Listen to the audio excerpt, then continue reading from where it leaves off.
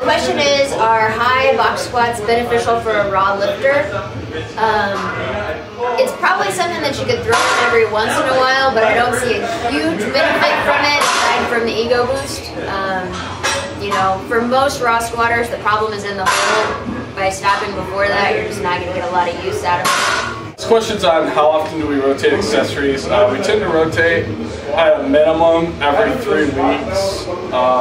You want to vary something, whether it's your rep scheme going from sets of 8 to sets of 12, or vary the exercise, like if you're doing form presses and accessory, do it straight weight, do it with change. You want to vary it, so that way you're not doing the same accessories time after time, because it comes back to your body will adapt to anything that's highly repetitive. At the same time though, if something's working and you're making great progress, don't stop doing it just because you think, oh, I've done this 3 weeks in a row and I need to change.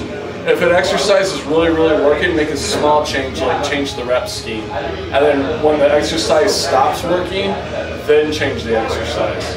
Alright, the question is about speed deads. Basically, what do you do? Usually what we'll do is we'll end up doing singles, usually after our speed squats, sometimes in place of speed squats, but usually after. Usually we'll do a squatted mini band or even a quadded micro mini. We just got hooks anchored into the floor, but you can do it in a rack if that's all you've got. But singles, and you want to keep the rep under a second. You want it to be, you know, off the floor as fast as you can. This is something that helps pretty much any deadlift problem, from, you know, powering through the lockout to get past the bands to just explosion off the floor. I mean, this is something that's definitely helped me a lot. But yeah, if you can do bands, put a little band tension on it, but you don't have to do a ton. If you can't handle the band tension, just do straight weight and just pull as fast as you can.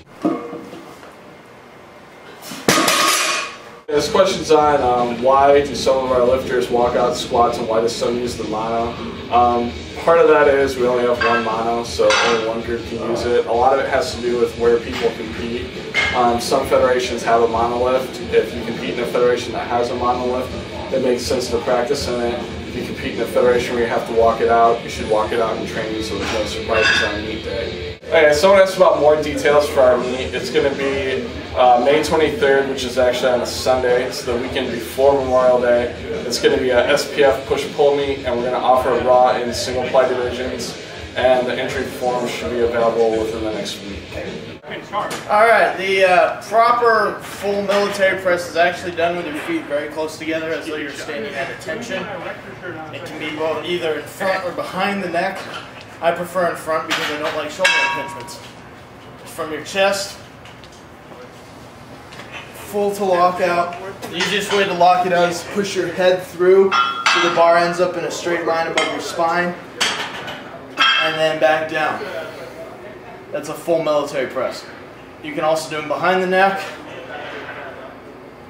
and you want to start about where your occipital lobe is.